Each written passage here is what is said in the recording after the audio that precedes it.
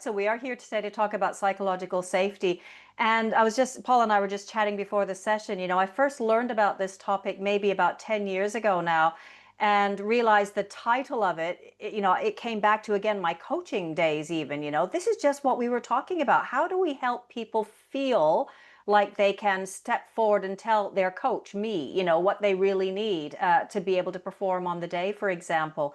And all of that carried through. So it was great to see such attention starting to be placed there. And now, of course, we've got this new standards for registered training organizations, which say that RTOs must provide safe and accessible learning for everybody. So suddenly it's great because I think the interest has just been amplified from there. So it's terrific.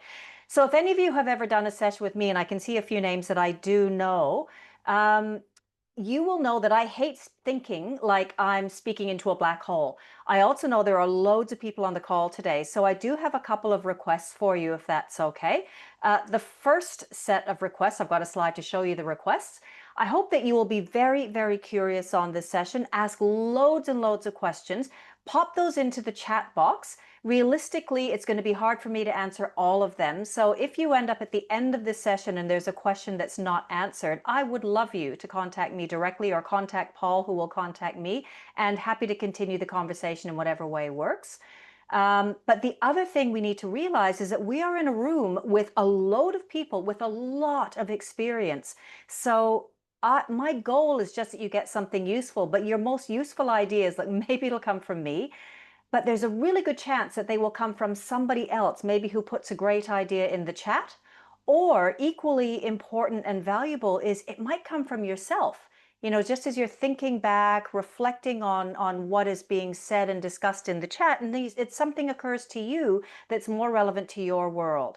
So I want you to be open to getting great ideas and inspiration from any source. Don't just see me as a person who knows stuff, because all of you know things I don't. You've had experiences I haven't. I've had experiences you haven't. So we're all just going to pop our ideas into a big tub. And then if each of you can draw out the ideas that are the most useful for you, that would be great. And I don't mind where they come from. So please be curious. Ask the questions. Put it out there. What would you like to find out today? On the flip side of that, be generous. So if you notice that somebody asks a question in the chat and you think, ooh, I've dealt with that before. Here's what I've done. I can offer an answer. Please be generous with what you know. That's how it all works. And like I said, I'll do my best to chip in where I can. Finally, let's just celebrate that if we have the really fluid conversations, and I keep seeing pop, pop, pop, and lots of people saying hello, and that's absolutely great. There are going to be typos. There'll be the inevitable and I think glorious byproduct of these fluid conversations that I hope we have. So let's just have creative spelling, lots of conversation, and look for ideas everywhere. The other thing that I need to mention before I start getting into the agenda that I'd planned is that I hope you take strategic notes today. And by strategic notes, I mean you don't need to panic and try to write down everything that I say, because at the end of our session today, I'm going to show you a slide that has a QR code that will take you to a Word document that will list all the ideas that I will suggest. Instead, what I'd love you to take notes about are the so what factor of what I say, or the great ideas you pick up from other people in the chat. How might I use this stuff? That's what I mean by strategic notes. Consider how you might use some of these things and relax. Don't just feel that you have to write down everything I say, because you will get that handed to you at the end of the session. Okay, so let's get into it then. What I thought we might do is a bit of a what, why, how sort of an approach. Just start very briefly with a definition of psychological safety so we're clear on what it is, why it's so important in my opinion, and then I want to spend most of our time on how we in the world of education can apply psychologically safe strategies to ensure learning environments we're responsible for feel safe. So as I said earlier, I'm hoping that you'll be able to take away, I'm hoping two things. I'd love you to look out for maybe firstly a quick and easy thing that maybe you can do even this afternoon in your job, and maybe a bigger idea, something that you might percolate for a little bit longer to think about later on. So that's what I'm hoping you might be able to come up with by the end of the session. Okay. Now there was something, I knew what it was going to be. I want to start asking you some more questions now, just so I can get an idea I'd like to find out, and if you could each give me just like a 1 or 2 word answer so I can get the general flow. We're not going to be able to read detailed answers, but I'm hoping that this session is relevant to you all. And I realize some of you might be trainers or facilitators. Some of you might be managers of trainers. Some of you might be compliance people. Maybe you are an instructional designer, or as I've heard this is the most recent thing we've heard, we need to call ourselves learning experience designers. How does that sound? Sounds like we need a raise with that title. What I would love is if you could each just in the chat very quickly tell me what's your perspective? What is your role in the world of education? Are you coming at this from your perspective as a manager, as a trainer, as a designer? This is where I'm just looking quickly, seeing lots of coordinator trainers, a little bit of manager, a little bit of compliance trainers. Okay, mostly trainers so far, manager, trainer. Oh, facilitator. This is like curriculum design. Okay, trainer, coordinator. Okay, so a little bit of everything. Yep, painting industry, I caught that. Trainer, compliance operations, all right. Bit of everything. I think that's what I'm hearing. So whatever your role is in your world of education. Oh, and sports coach. Oh, I saw somebody in there. Ooh, nice. Nice to meet you, Mark. Um, I want you to think about how this is useful to you, right? And I'll try my best to make sure that we're not using examples that are relevant only to trainers, but we are going to be focusing mostly on training and facilitation. Okay, so let's have a look then at what psychological safety is. I'm going to start by sharing a definition, and the person whose definition I'm going to share is this person's. So again, in the chat, my question for you is any idea who this person might be? And it's okay if you're correct, and it's okay if you're incorrect, because any of you into learning theory knows that current neuroscientific research is telling us that if you start thinking about this stuff, even if you're wrong, you will create in your brain a path to and a placeholder for the correct information, which means it is more likely that you will lock away the information later. So it's quite all right if you just give me a wild, stupid guess if you have no idea. I see a few no ideas. I'm seeing Brené Brown. Does look a bit like Brené Brown. Tragically incorrect, but that's okay. You've done well to guess. Because remember, those of you who guess are going to remember it longer. A psychologist on the right track. Okay, going in through a few others. All right. I've seen, okay, nope, no idea. I've seen one person with the correct answer. So if you did say that this was Beyonce or Minnie Mouse, I'm going to say no, tragically incorrect, not quite there. But if you did say that this is Dr. Amy Edmondson, as a few of you have done, I can see, then you would be correct. So why I'm showing you Amy Edmondson's profile photo, because if I had to pick one person in the world whose name is synonymous with psychological safety, in my opinion, it's Amy. She specializes, she works out of Harvard, she specializes in working on what it takes to get work teams and people performing at their best. And she stumbled onto psychological safety several years ago now as part of her research into this. And she's continued then to really hone in on psychological safety because she's come to realize the value of a psychologically safe environment for being able to do pretty much anything. Her work has had such influence that in 2019, she was nominated to the #1 influential thinker in the world, and she was named that by HR Magazine in 2019. And even more impressive, in my opinion, is the fact that if you've ever heard of the Thinkers 50 list, it's a list of global influential thinkers that, again, it's just a bunch of people who seem to know these things, gather together every year and come up with that list. She has made #1 on that list, not once, but 3 times since 2015. So her work has tremendous influence, and it really is strengthening the case for psychological safety as a priority for peak performance. So I'm going to give you Amy's definition of psychological safety. I'll give you a moment now just to read without me. Here's the definition.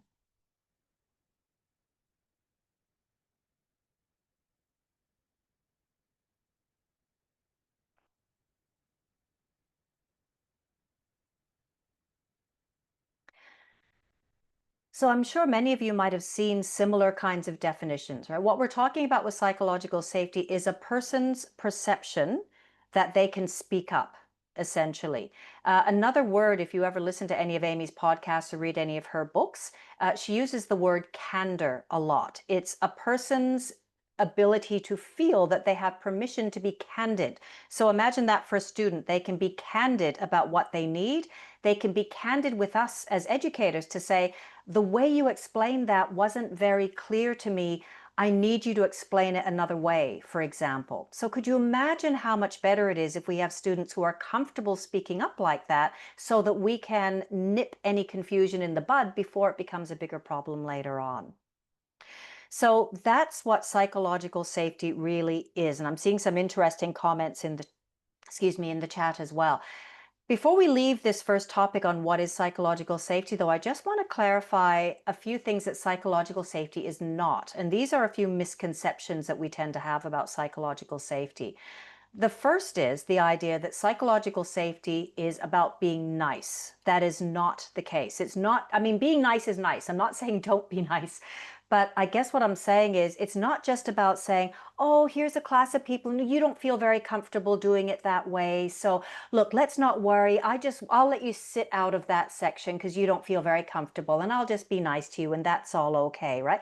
We can't do that. Okay, so be nice, but psychological safety is more than that. Psychological safety is also not about lowering our standards. So again, coming back to my previous example, oh, you feel uncomfortable writing down all those questions. Look, that's fine. I'll just let you skip that part, right? We obviously can't do that. So our job is to help people reach the standards that we're needing to help our students reach, you know, the standards of performance, whether it's competency that we're aiming for. But to the best way to do that, I guess, is that they feel safe and comfortable being honest with us and us with them as well. So that's really what we're talking about. Another thing that psychological safety is not, that I found really interesting the first time I read about it, is the idea that psychological safety is not our goal, right? Our goal is to help our students achieve whatever it is, learning outcomes, excellence, competence, whatever the goal is, that's what we're trying to achieve.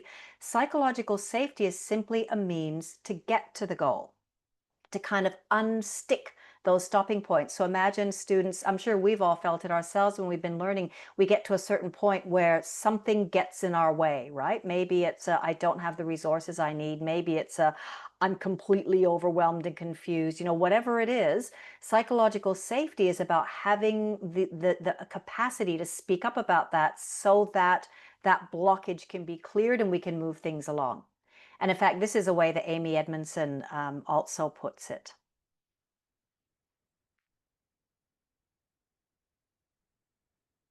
Okay, I see someone asking, is this her?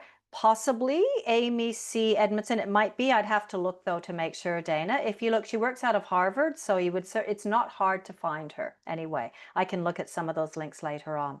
Okay, so that's a little bit about what psychological safety is. It's essentially felt permission to be really honest with things so that we can work productively, honestly, capably. It is not only about being nice, although being nice is nice, and it's not about lowering standards. And finally, it's not our final goal. We need to see psychological safety as a necessary means to achieve our goals, and that's what we're really looking for. So now let's look at why psychological safety, in my opinion at least, is so important. And I have two main reasons why I think it is.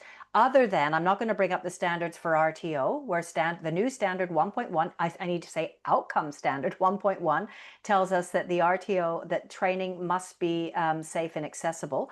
But other reasons, even if we didn't have to because of the standards. Here's the first one. We perform best when we feel safe. Now that is fact. It's not only Amy Edmondson's research that's affirmed this, but this is research of many, many others as well.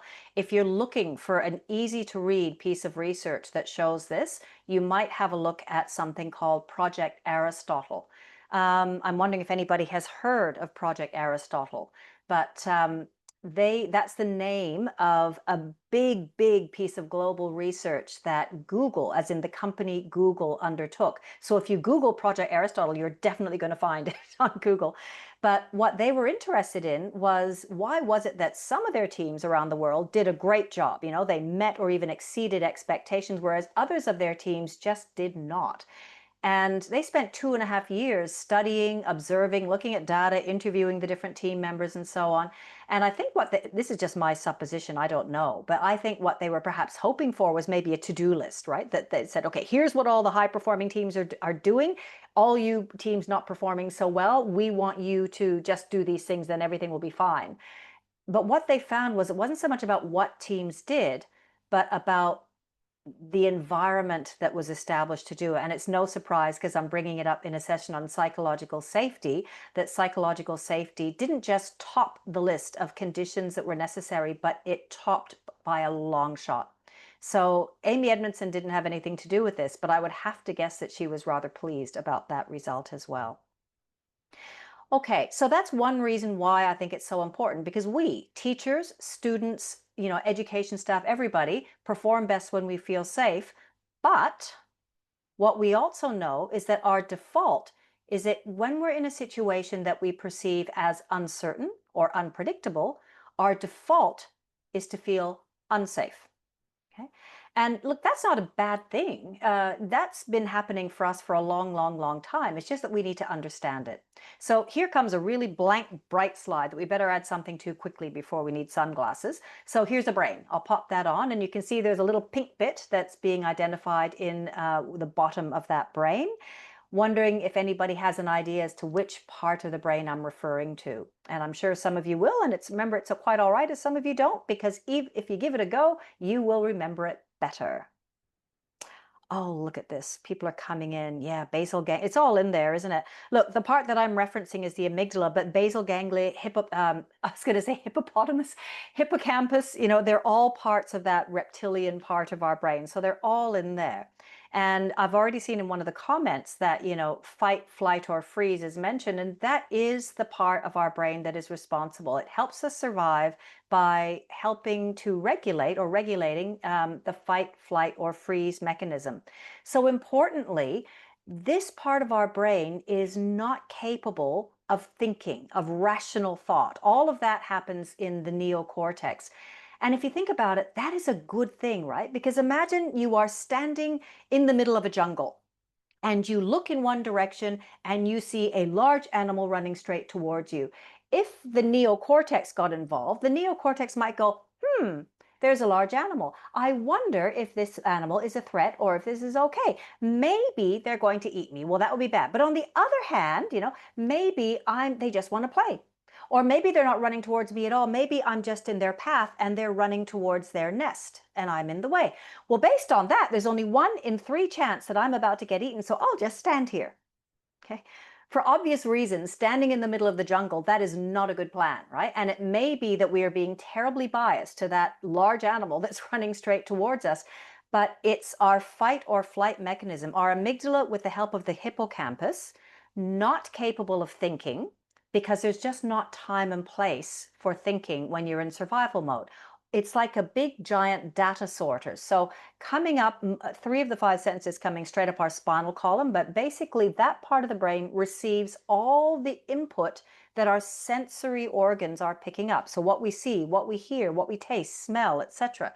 It's all going into the amygdala and the hippocampus. They're sifting it through, and all that part of the brain is responsible for doing is identifying when they might perceive something that might be a threat. And the animal might be a threat, might not be a threat, but if it might be a threat, it will trigger the fight, flight, or freeze, because it's better to assume and to trigger an immediate reaction that is going to keep us alive. And so that's a good thing. We should thank the amygdala and the hippocampus for all of that, right? So it is fight, flight, or freeze. It makes an instant binary classification, no thinking it all through. But again, what's, I guess, tricky for us in the modern world is that in a situation where we don't have the story, say about that large animal, our amygdala and hippocampus and all of those parts of our reptilian brain will default to bad. So if we don't know the whole story, then we default to this being a bad situation. Fine in the jungle, but not so good when we are in a modern world. So let's look at a modern example. I want all of you to imagine this, okay? It is 11 o'clock in the morning and you are working in your environment, from home, at work, it doesn't matter. In this situation, though, you have a new supervisor. So this person is new to your organization. Nobody knows them very well, maybe only been there a couple of days, okay? So it's not someone you already know, someone who's quite unknown to you.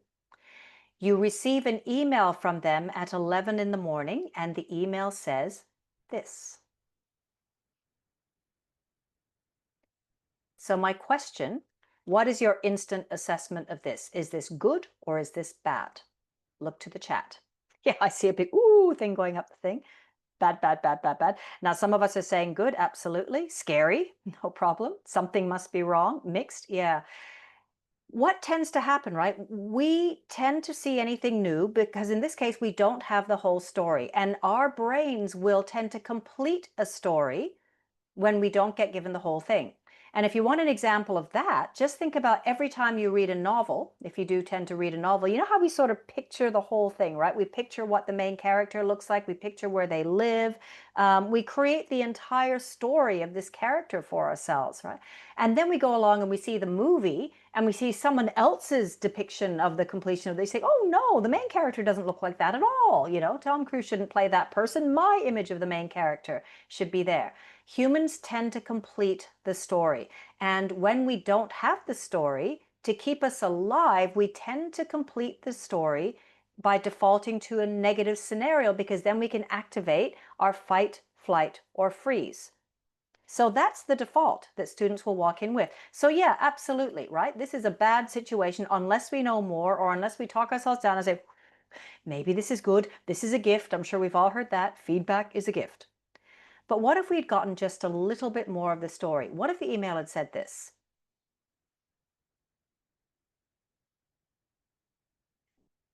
So suddenly you get a little bit more of the story and suddenly we're a little bit better. In our first example, you're probably not going to be all that productive between 11 a.m. and 2 p.m. You're going to be busy preparing your fight or flight, right? I wonder what that was all about. Oh, I bet it was my work on that project. Well, it wasn't my fault. It was that person. You're preparing your defense. You're preparing your aggression.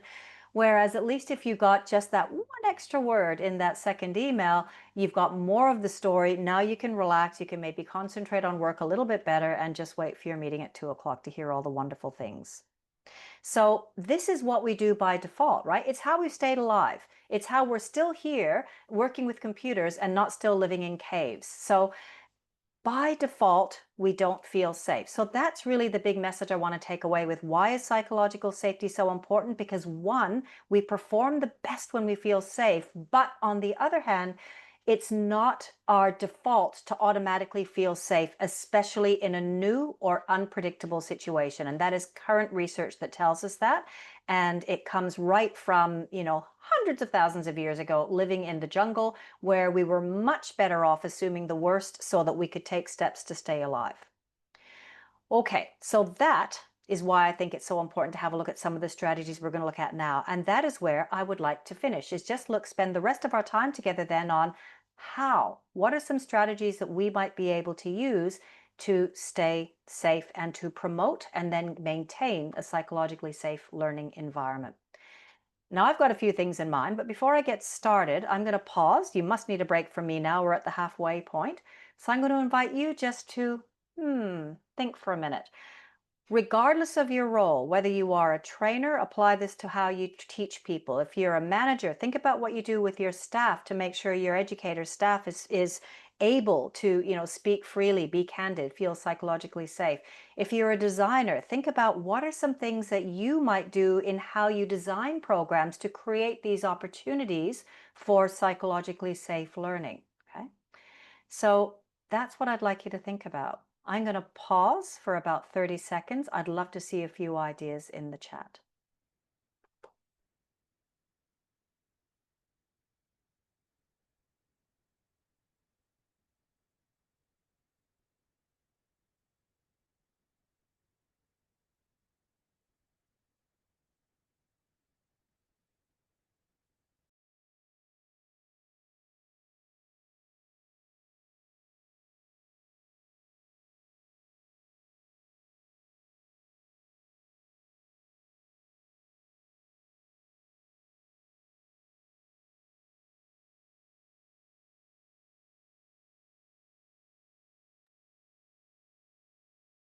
Beautiful. You have so many ideas that are coming in on the chat. I'll just pop back now and just say hello again. There are so many ideas in the chat. So have a look at them, consider which ones might be useful to you. They're all really good. One of the ones that I noticed, it's gone up now the line a little bit, was around being the role model, right? And being the role model as educators and leaders really of teams, not only role modeling, how to do things, but the value of role modeling when we get stuck, and watching us try to work things out. So, when we're a new trainer, we're often so afraid of, oh no, what happens if our technology doesn't work and so on. That's actually a really great opportunity to help people see that, things aren't going to be perfect. So let's just work through this and see what we can do. It's a fantastic lesson that's probably even better than the lesson would have been had everything gone perfectly. So lots of different ideas out there. I hope that you get a few that you might be able to jot down in your strategic notes. For now, though, I'm going to move on and offer a few ideas of my own. And I can guarantee you that a lot of the things that are in the chat, I am going to say as well. So the one thing I'll preface this whole last section with is this notion that's from Charles Duhigg, who's also done a lot of research into psychological safety. And he, I think, rightly uses the term, it's a bit messy. And I think there are two reasons why it's messy. Like there's not an easy to-do list for how to establish psychologically safe learning. And there are two main reasons I think for that. First of all, because it's not a black and white thing. You can't just say, all of my courses are either not safe at all or they are safe. It exists more on a continuum. So what you're trying to do is to try to just make your training feel safe enough. For example, your learning experiences or your working conditions in your RTO, if you're a manager, to feel safe enough as much as you possibly can and keep working towards that. But I don't think you can ever say cut and dry. It's not a black and white thing. The other reason why establishing psychological safety is messy, and I'm sure you've had this experience, is that what one person needs is going to be quite different to what another person needs to feel safe, right? And I see, Paul, you're nodding. Yeah, absolutely. So some people you can just say, oh, go out there and fail a few times and figure it out. And someone will say, yeah, all right, great. And someone else, that will be incredibly confronting and threatening. And you're going to have to do a little bit more to help them feel comfortable stepping into that uncomfortable space. So, it's messy, but it's fun and it's worth the effort. I can absolutely say that as well. Okay, so Amy Edmondson, despite this messiness, suggests three broad stages to establishing psychological safety. They are: start by framing the work. I added the appropriately part because I think you can frame work badly or well. So I'm going to say appropriately. Invite engagement and respond productively. Now today, because of our limited time, I'm going to try at least to offer a few ideas under framing the work and inviting engagement. Responding productively, I don't know that we'll have time to get there, but I'm really hoping this just gets our juices thinking, and this webinar will become kind of the trigger and the jumping off point for finding out more. Okay, so looking first at framing the work effectively. I got 4 suggestions in here, and the first one is really just we need to start with ourselves. We need to frame ourselves up and prepare for the work. Oh, I've just realized, Paul, I tried to wear Accellier colors, and Paul, it was lovely because as soon as I came in, Paul went, ooh, did you wear our colors? And I just realized I'm the same color as the framing the work stuff as well. But we need to start with ourselves, right? So there are a couple things around that I mean. And by ourselves, I mean ourselves as workers, as RTO managers, as facilitators, whatever it is you do. So as far as starting with us, the first thing is just to get into the right headspace. And if you read a lot of literature on psychological safety, it talks about the idea of what is the best leadership approach. So your leadership as a facilitator, a trainer, or as a manager, or as an individual. They talk about a leadership approach that emphasizes empathy, that emphasizes curiosity. So instead of saying, what should you do? You might say, what might you do? As an example. And that emphasizes humility. And look, humility is such a relief because I know, there are so many new trainers I work with, and it's taken me a while to work this out, right? Being perfect is really hard and it's overrated. And it's just so much easier if you can say, I'm going to miss things and I will make mistakes, and you need to tell me when I do. Because it's just so much easier. And with humility, it's about recognizing what other people might bring to a situation and being willing to draw all of that in and welcome it into the room so that everybody improves. Don't just be threatened because someone else might know something that we didn't know. I mean, let's face it, for those of us trainers, we're in the information age. We are well in it. There is just a plethora of information out there. And it is impossible for any of us to know absolutely everything about everything. So there will be students who will come in having read a blog post or studied a course or having developed some expertise in something that we haven't. And instead of being threatened by that, welcome it in and say, how can we all learn from that? And I think to me, that's what humility is about. And I'm seeing Aristotle, all about risk and mistakes and without judgment. Oh, hello, Tom. I know Tom too. Okay. So I guess if that's the one thing, is to get that into the headspace.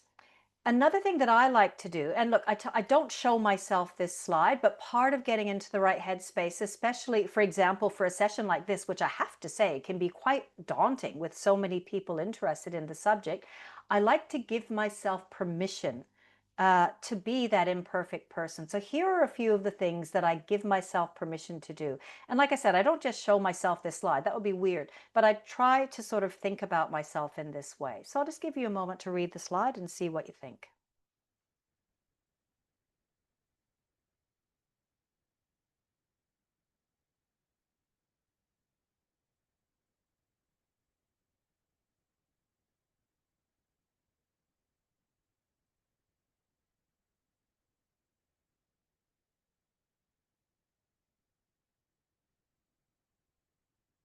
Okay, back.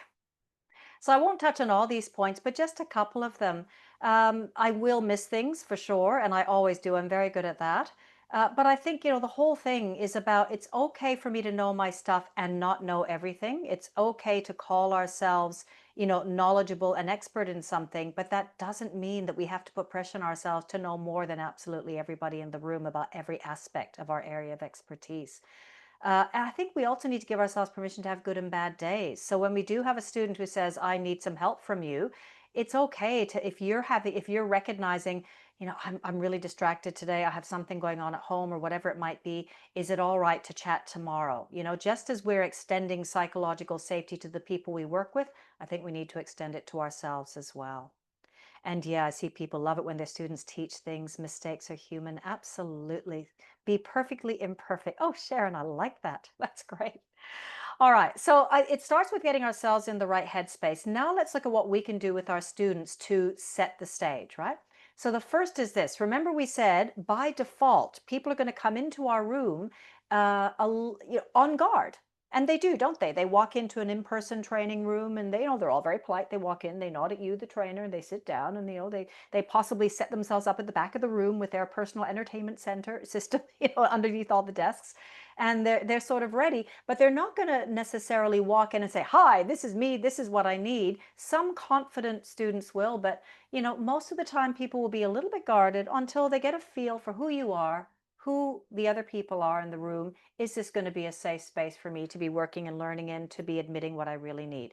So knowing that that tends to be our default for no fault of our own, we need to think about immediate steps we can do to put little surprises in. So that immediate warm welcome in the in-person room just means being right there when they walk in the room. In a webinar, if you've got the opportunity, this is something that someone taught me. And in fact, I'll just make myself go away so you can read this for a minute. This is what a friend taught about when people first come into your Zoom room, extend that welcome from there. So that, because how many of us have gone into a Zoom room where it's this cold, horrible sort of place and it's all a bit scary? So I really liked that friend's idea, and it was naturally one then that I thought I might take. Even if you're responsible for online programs like self-paced, this is an example of the type of screenshot. A friend of mine who's an online learning designer, she says, I like to make people feel as though they've arrived in a lovely holiday destination when they first go on to the launch page of an e-learning program. So I just thought, oh, great, and again, that's going to be appropriate for some programs, less so for others, but all food for thought, right? So an immediate warm welcome, it can be done in different ways. Another thing that's really important, and many of us did this, in fact, starting when the TAA qualification came out, they started talking about ground rules. But that's really what we're talking about, is to set realistic and high expectations right from the start. So remember, psychological safety isn't about lowering our standards. It's about being realistic about what we need to do. right? Are the TAE a lifetime ago? Oh, yes, Alec, it is. And even the BS said. So our expectations about behavior, right? How we're going to behave, how we're going to treat each other with respect. I know many of us do that sort of thing. But I think also important at this point is expectations for effort. And with that, I mean, be honest. For example, if I'm starting a new TAE group for the first time, and if I come in and say, hi, it's going to be so great, and it's all going to be easy, and you'll get through everything in no time, well, I'm lying, aren't I? It's going to get hard at times, and they will need to set aside so many hours a week for study. And I will be here to support your efforts. Those kinds of affirmative statements that don't apologize, but just say, this is what's going to be necessary, and you need to tell me what you need to make that work for you. So realistic expectations from the start. So many different, I call BS on that, LOA. Yes, absolutely. So many different ways to do that. Earlier in this session, this was the way that I tried to set behavioral expectations if I could. You might get students to, generate their own list of ground rules, for example. So think about the best way to do it in your context, and behavioral expectations as a manager as well. Language gets important for some of this stuff as well. So for example, you might say, things will get difficult at times, and I will support your efforts, or you will need to set aside X hours per week for study. If that's the reality, let them know that up front, and then look at how you might support them through it, right? Another one that I find really useful, especially because I do a lot of one-day workshops or 90-minute workshops where people come along and join me, right, for that day, say, and then they leave and they go back the next day, and their workplaces expect them to be experts in whatever it is we've been covering, in just one day or in just one 90-minute online session. And a lot of people say thank you when we just have a realistic talk about what's going to happen tomorrow when you go back to work. Because if you think it's going to be immediately easy for you to implement some of these things that we've been looking at, that's probably not going to happen, because you've got to sort of go back, think about how can I incorporate what I'm now looking at doing into my life? How do I how do I sort of undo some of my old ways of doing things so I can incorporate these new things? And any of you who's looked into studies into habits and performance knows that people have to do things, and a lot of times before it starts feeling easier, and before the new better way of doing something that you've taught people becomes easy to apply. Otherwise, it's just like me in math class. Thanks for that little pod, right? I don't know if any of you remember this. For me, it was high school math, where it seemed so easy when the teacher just demonstrated on the board. In fact, what they usually did was this, and then they turned around, and then they would make you do it, and they'd guide you through maybe, but then you'd go at home that night and you were on your own. And suddenly it just seemed so easy at the time, and now it doesn't. Yeah. So having that chat to say, it'll be okay tomorrow when it doesn't feel easy straight away, that's normal. And how reassuring. I've had people say, that really helps, thank you, because then it means people don't give up.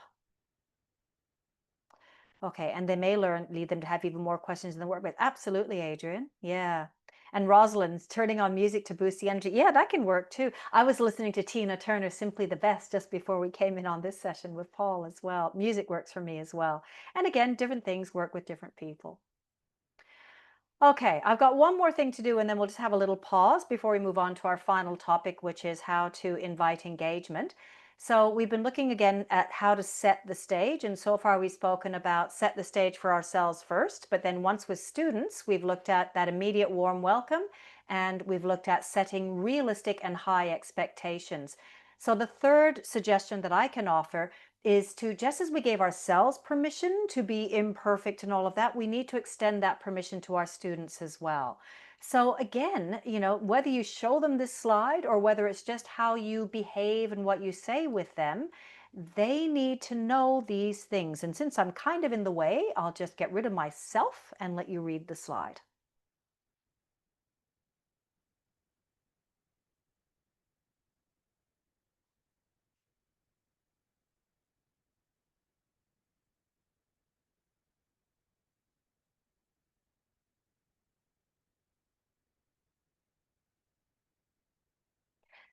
So I won't talk about all of these ideas, but a couple that really resonated, that um, The spell creatively typos welcome. I started doing that a few years ago. And if you've been in sessions with me, I know some of you have, you'll know I usually do mention that.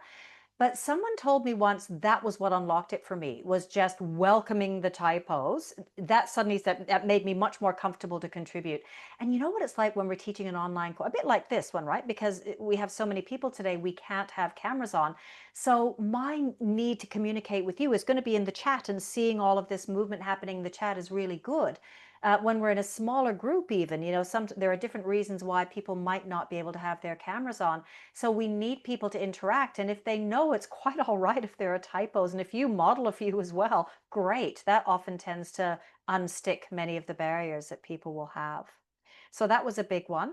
I think the other one that is just remembering that how we learn, right, is that nobody remembers everything. If you are a normal person, you have had a mental holiday at some point already on this session, because it takes a lot for people just to stand and listen and take it all in. And that's why I'm inviting you to talk about it and think about it and write your strategic notes about it. But we will all have a little bit daydream, and then, we sort of come back and snap back, and we're there again. So let people know they have permission to have those holidays, and admit when they have, that it's okay to repeat things. Because haven't we all been there when we get some poor student who asks a question, say on day 2 of a program, and then the trainer says something like, well, we covered that yesterday. And there's the tone of voice that goes with that, and there's the judgment that goes with that, and you bet that person is not going to say a word after that. Right? And you need them being honest. You need them being candid so that you know what they still need to look at. Yeah, Nicolette, that's really, really a good point there as well about ADHD. Yeah, absolutely. So we need to give people permission to be who they are, right? So here's a powerful way to frame the work. Remember, and this is Amy Edmondson, so I give her full credit for this one, but she uses this, and I've started using this a lot. And it's not about tell me if, but I will. I will miss things, and your role is important because you need to tell me when I do. That's sort of the gist of it. So I really like the language there. I thought I would share that with you. Okay, so that is the first stage, framing the work appropriately. Yeah, we're about on task. So I'm going to pause just for 10 seconds and let you think about some of those things we've looked at, right? Immediate warm welcome, setting realistic high expectations, and then looking at, God, I've even gone blank and even, help me. Oh, and giving people permission. Yes, I had to just having a brain moment myself. See, there you go. I had a mental holiday. So I'm going to give you just about 15 seconds just to pause, let some of that sink in, and then we'll finish with inviting engagement. Yeah, thanks for the laughter. I'll just pretend that was your entertainment value. All right, 15 seconds just to pause, think, and then we'll move on to inviting engagement.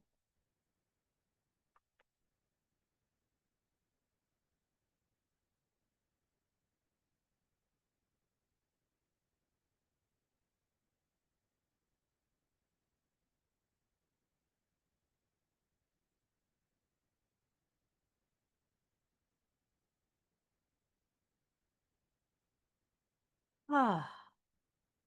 Now you can see we'd normally love to have a longer time, so I hope you'll have a chance to reflect on some of this later on. And remember, there will be the QR code at the end. But for now, let's move on to 3 suggestions to invite engagement, and then we'll leave it there.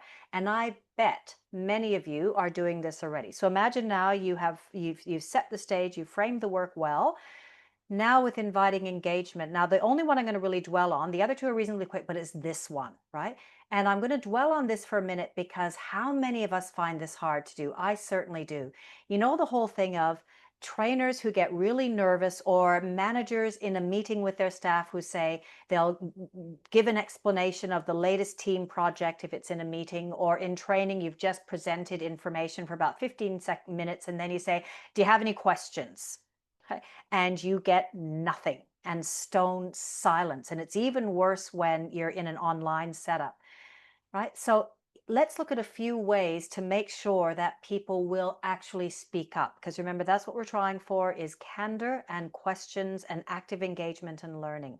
Okay, a model that a colleague and I came up with a year or so ago is about inviting questions and contributions in a context appropriate way. And I'll show you what I mean by context appropriate, because what we've got is like a continuum from the least safe way on the left to invite questions, meaning it's really unlikely that people are going to say anything, or if they do, they will hate you forever, versus the safest way to invite that input and invite those questions. In a context appropriate way means once you are established, you've got that level of safety with your students, with your team, whoever, you should be able to use the very threatening approaches, but they won't feel threatened. But if you are a teacher at the beginning of a course, you probably don't want to use these more threatening ways to invite questions. Okay, so the most threatening way I can imagine is when it is direct, meaning it's directed at a person, and it is closed. So for example, I've just finished lecturing and I might say, Paul, I'm directing it at a certain person. Exactly. And Paul now hates me immediately because I put Paul on the spot. And then I asked a closed question like, do you have any questions? Perfect, Paul, nicely done. And we didn't even prep that. Really well done. Slightly better, but still not great, is when at least I don't put Paul on the spot, but I still stop and say, do you have any questions? Okay.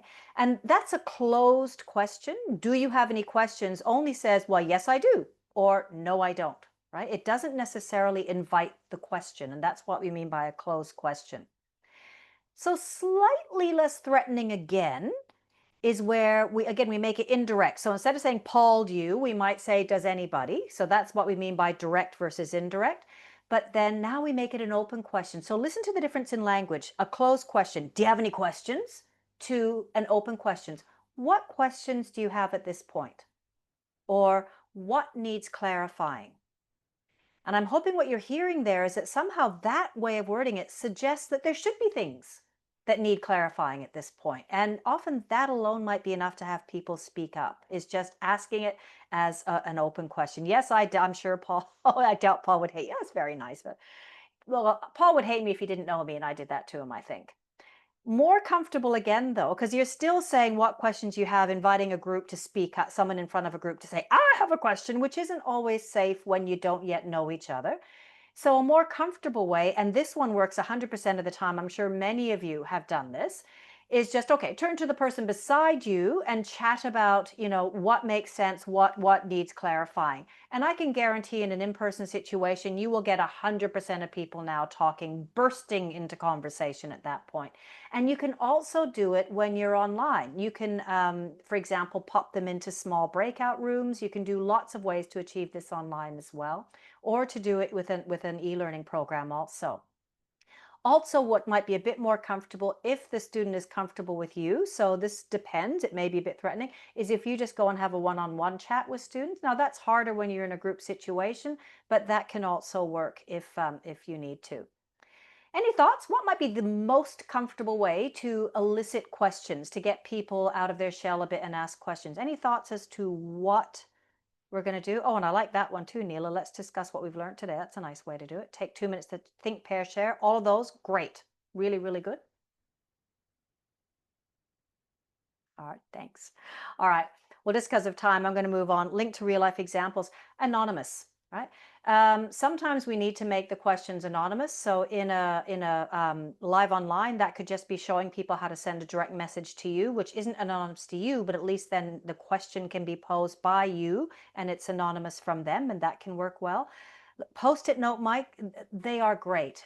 Teaching school back in the old days, sex education day, when every kid had a question, but how to get them speaking up, asking questions, post-it notes. Everybody gets handed one post-it note, the same post-it note. Everybody has to write something. They either write their question or they write, I do not have a question. So no one's singled out. You go around and collect all of the post-it notes yourself, and then you're at the front of it and you can read them. This is a not appropriate question. I don't have a question. Okay, here's one I can answer. These days we have lots of tools and apps that we can use for anonymous questions. So that's probably the safest way to get the questions. But in a truly safe environment, you want to be able to direct a question. Like I want to be able to come and say, hey, Paul, you were saying something interesting at lunchtime. I wonder if you'd like to share with the rest of the group. And once I know Paul's going to be okay with that, we all get to benefit. So I'm not saying never ask a direct or a closed question, but I'm just saying pick your time and do it in a context appropriate way. Question jars, yeah, cahoots, all of those, great. Now, I have about 5 more minutes to give the last two, and the last two are quick, so we'll just finish up really quickly. So think about how you're inviting questions and think about your language. The second one is this one, creating a safe practice environment. Just make sure that they have a chance to practice things before you send them out into the real world. So those of you who are responsible for instructional design, let that happen. And just remembering safe is not the same thing as comfortable. So a safe practice environment is one where they can be uncomfortable, try new things, make mistakes, but where there isn't, there's not a lot at stake. If I'm learning how to be a concert pianist, I don't want to do my practicing at the Sydney Opera House in front of a crowd of 3,000 people. I want to do my practicing in a basement where I can get it wrong, plunk around, experiment, and finally get it right before I have to go and where there's more at stake. So I really liked this quote.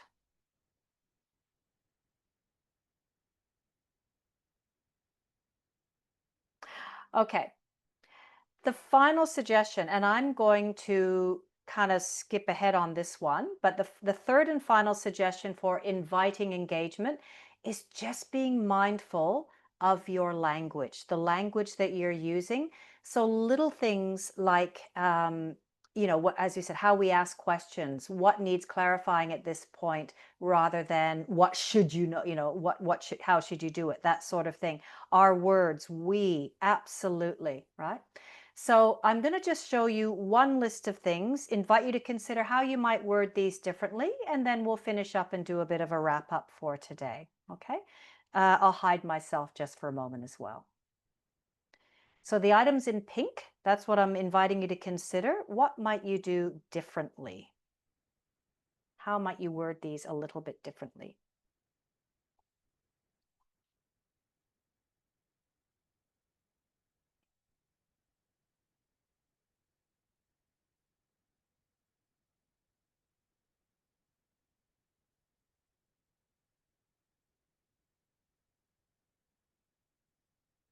I'm looking at the chat and you have done it brilliantly. So the don't worry statement, what would be better there would just be relax. So instead of telling people what not to do, you tell people what to do. And that's just the idea of positive language. But by positive, I don't mean fluffy, right? I just mean if you really want somebody not to worry, don't reinforce the idea of worrying. And yet we often do that, don't we? Trying to reassure people. Instead of the word should, you might say how might, and I saw, or how could. So take a curious approach, and I saw one or two people suggesting that, so that's great. I see a lot of early trainers saying things like, obviously this is a simple example, and they often do that when they feel self-conscious because they're afraid someone will find something they're explaining to be too simple. The problem with that, of course, is that for somebody in the room, it won't be so obvious and it won't feel simple. So try to remove all that and just say, here's an example. Instead of saying she specializes in music, unless you know that's how they prefer to go, we often these days talk about they specialize in music. You need to work on this. I can't even remember, we need to work on this. I think that came up as well. Caregiver, yeah, Tom, absolutely. Instead of your mom or dad, your caregivers or your carers need to sign. And this is one that came up from a friend of mine, Denise Cox. Apparently the term literacy for digital literacy made people feel really quite embarrassed. If we just say digital skills, where that language is appropriate, we can do that. Okay, so we've got just a minute or so to finish up, but I guess just start thinking about how your language might be unintentionally adding a few different things, I guess, for people, or creating a tension that you may not want to have.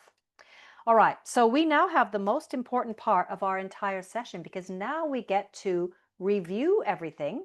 And I'm hoping you're going to be able to pick up one thing that you might be able to do, a little thing and maybe a longer term thing. And remember, it's okay if it comes from the chat. So Amy Edmondson's suggestions were frame the work appropriately, invite engagement, and we've managed to cover some ways to do that, and respond productively. And that's what we haven't had a chance to go into any detail on today. We've looked at what it is, we've looked at why it's important, and how we might do it. So here is our recap. What psychological safety is: it's felt permission for candor. It's a belief we can speak up without fear. Why it's so important is because we perform best when we feel safe, but it's not in our nature to feel safe by default. How we do it is about adopting an empathetic, curious, and humble mindset.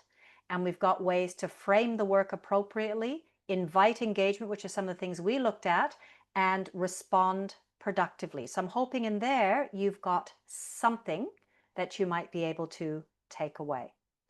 Now, I'll come back to that if you want, but if you want the handout that gives you all of that, I'm going to just finish by saying thank you. And here is that QR code that I promised to you. If you scan the QR code on your way out, you're going to get a handout that gives you that entire summary. But what I'm curious about is that if you have time, I'd love just to start adding. I'll hand over to Paul now to say goodbye, but if you have any questions or any number ones, I can guarantee if you go public with it, you're more likely to use some of the tips.